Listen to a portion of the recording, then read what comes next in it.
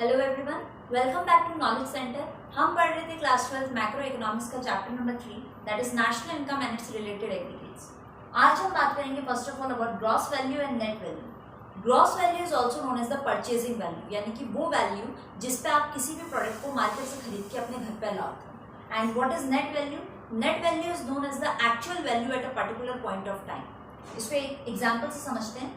भाई मान लीजिए मेरे पास एक रोलेक्स की वॉच है वर्थ ₹20,000 एंड मैंने जो है मैं 20,000 में उसे लाई थी और 2 साल तक मैंने उसे यूज़ किया है। अब 2 साल बाद जब मैं उसे लाई थी तब उसकी वैल्यू थी 20,000, लेकिन अब 2 साल यूज़ करने के बाद उसकी वैल्यू जो है वो 16,000 रह गई है।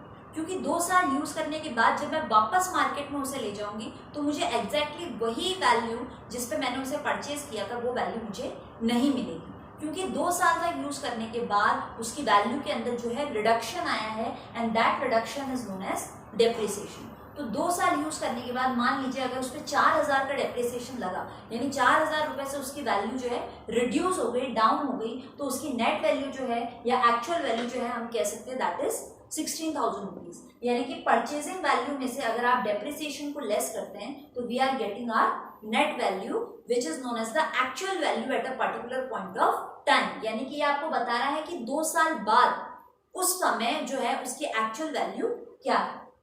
सो हम कह सकते हैं कि डेप्रिसिएशन क्या है? Continuous reduction in the value of fixed assets. कि आप रेगुलर काम में ले रहे हो किसी भी फिक्स्ड असेट्स को, तो समय के साथ साथ उसकी वैल्यू के अंदर जो रिडक्शन आता है that is known as depreciation. तो जैसे कि इस क्वेश्चन में हमने इस एग्जाम्पल में हमने देखा कि ग्रॉस वैल्यू थी हमारी 20,000 और नेट वैल्यू थी हमारी 16,000। तो हमने देखा कि ग्रॉस वैल्यू में से जब हम नेट वैल्यू को डिडक्ट करते हैं तो we are getting the depreciation. तो ये जो है यहाँ से हमें अपना फर्स्ट फॉर्मूला मिलेगा रिगार्डिंग नेशनल इनकम कि जब भी हम ग्रॉस वैल्यू में से डेप्रिसिएशन को लेस करते हैं तो हमें जो वैल्यू मिलती है that is known as the net value. यानी कि अगर आपको ग्रॉस वैल्यू क्वेश्चन में गिवन है, अगर नेशनल इनकम के न्यूमेरिकल के अंदर आपको ग्रॉस वैल्यू गिवन है और आपको नेट पर आना है, तो आप क्या करेंगे? ग्रॉस में से डेप्रिसिएशन को लेस कर देंगे। और इसका उल्टा, अगर आपको नेट वैल्यू गिवन है और आपको ग्रॉस वैल्यू पर जाना है तो अगेन आप क्या करेंगे? उसके अंदर डेप्रिसिएशन को ऐड कर देंगे।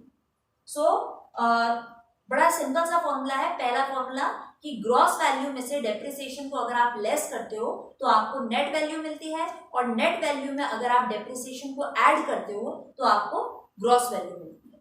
अब डेप्रिसिएशन जो है वो और भी कई नामों से जाना जाता है। जरूरी नहीं है कि न्यूमेरिकल क्वेश्चन के अंदर आपको डेप्रिसिएशन वर्ड ही दिया होगा और उसकी वैल्यू गिवन होगी। देखिए, डेप्रिसिएशन की जगह अगर ये टर्म दिया हुआ है करंट रिप्लेसमेंट कॉस्ट, इसका मतलब भी डेप्रिसिएशन ही होता है।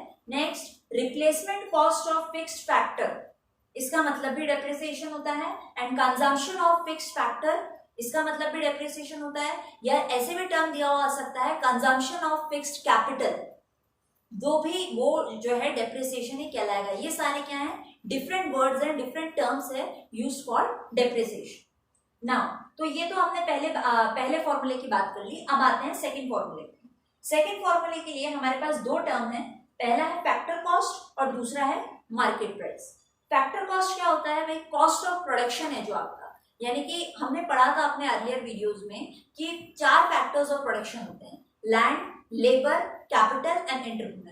तो ये चारों जो है हमारे फैक्टर्स ऑफ प्रोडक्शन, इनको एम्प्लॉय करने के या इन्हें काम में लेने के लिए प्रोड्यूसर को जो कॉस्ट देना पड़ता है that is known as the cost of production और द फैक्टर कॉस्ट। यानी कि चारों ही फैक्टर्स ऑफ प्रोडक्शन को लाने के लिए आपका जो खर्चा हो रहा है that is known as the factor cost. दूसरा हमारा टर्म है market price which is also known as the sales price, यानी कि वो दाम जिस पर आप अपने प्रोडक्ट को मार्केट के अंदर बेचोगे।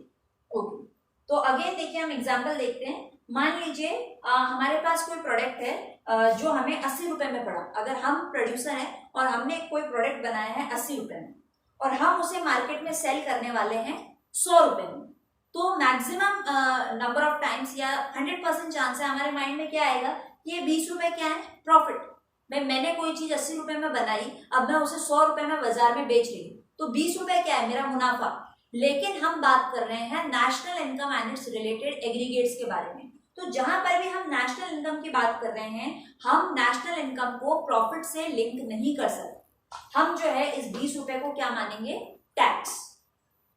तो भाई मैंने जो सामान 80 रुपए में बनाया और मैं 100 रुपए में उसको मार्केट में बेचूंगी, तो ये जो 20 रुपए मैं कवर करने की कोशिश कर रही हूँ, ये क्या है, टैक्स जो कि मैं गवर्नमेंट को पे करूँ। तो यहाँ से जो है हमारा सेकेंड फॉर्मूला निकलता है। पहले ये देख लेते हैं, ये जो टैक्स है इसको आपके नेशनल इनकम के टर्म्स में क्या बोलेंगे, नेशनल इनकम के न्यूमेरिकल में जो आपको वैल्यू देखने को मिलेगी दैट इज NIT, यानी कि नेट इनडायरेक्ट टैक्सेस। अब नेट इनडायरेक्ट टैक्सेस आपको कैसे निकालना है, अगर क्वेश्चन में आपको डायरेक्टली ऐसे भी दिया हो सकता है NIT यानी कि net indirect taxes.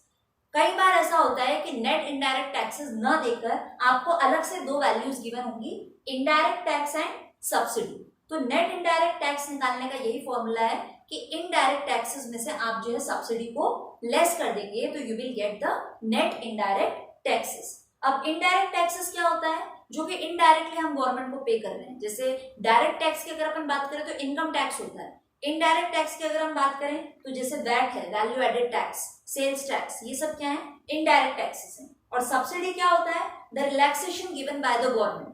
Government prices को रिड्यूस करने के लिए जो भी रियायत हमें देती है, प्राइस के अंदर जो रिडक्शन करती है, that is known as subsidy. तो अगर हमें नेट इनडायरेक्ट टैक्स निकालना है तो उसका क्या फॉर्मूला है, इनडायरेक्ट टैक्स में से हम सब्सिडी को लेस करेंगे। अब हम आ जाते हैं वापस से हमारे सेकंड फॉर्मूले के ऊपर। भाई हमें दो चीजें गिवन थी, factor cost and market price. तो अगर हमें फैक्टर कॉस्ट गिवन है और हमें मार्केट प्राइस पर जाना है तो हम क्या करेंगे, नेट इनडायरेक्ट टैक्सेस को ऐड कर देंगे। और इसी का जस्ट ऑपोजिट, अगर हमें मार्केट प्राइस गिवन है और हमें फैक्टर कॉस्ट पे जाना है तो हम क्या करेंगे, नेट इनडायरेक्ट टैक्सेस को उसमें से लेस कर देंगे। देखो यही सेम यही चीज है जो हमने यहाँ देखी थी। भाई ये हमारा फैक्टर कॉस्ट था और ये हमारा मार्केट प्राइस था। फैक्टर कॉस्ट से मार्केट प्राइस पे जाने के लिए हमें नेट इनडायरेक्ट टैक्स को ऐड करना पड़ रहा है, और अगर हमें मार्केट प्राइस से जो है फैक्टर कॉस्ट पे आना है तो हम ये जो नेट इनडायरेक्ट टैक्स है इसको लेस कर देंगे। So here we are getting our second formula regarding national income. Again I am repeating, पहला फॉर्मूला क्या था कि अगर हमें ग्रॉस से नेट पे जाना है तो हम डेप्रिसिएशन को लेस करेंगे, और नेट से ग्रॉस पे जाना है तो डेप्रिसिएशन को ऐड कर देंगे। और सेकंड फॉर्मूला जो हमने पढ़ा कि फैक्टर कॉस्ट गिवन है, फैक्टर कॉस्ट से मार्केट प्राइस पे जाना है तो नेट इनडायरेक्ट टैक्सेस को ऐड कर देंगे, एंड मार्केट प्राइस से फैक्टर कॉस्ट पे अगर हमें आना है तो नेट इनडायरेक्ट टैक्सेस को लेस कर देंगे।